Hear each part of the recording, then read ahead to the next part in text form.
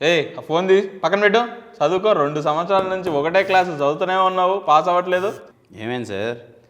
ఏంటి sir 10th class exams చదువుకోమంటే సరిగ్గా చదువుకోవట్లేదు. 2 సంవత్సరాల నుంచి అదే చదువుతున్నాడు. ఏంది మనోడు ఇంకా 10th క్లాసా?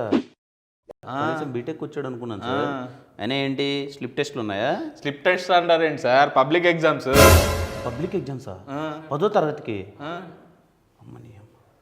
హలో సార్, ఏంటి మార్చిలో 10వ తరగతి వాళ్ళకి ఎగ్జామ్స్ ఉన్నాయా? ఇంటర్మీడియట్ వాళ్ళకి కూడా? ఎప్పటి నుంచి సార్? యో మరి మన సినిమా ఉంది కదా సార్. సార్ మార్చిలో ఎగ్జామ్స్ ఏంటి సార్? మార్చడానికి ఏమవుదా?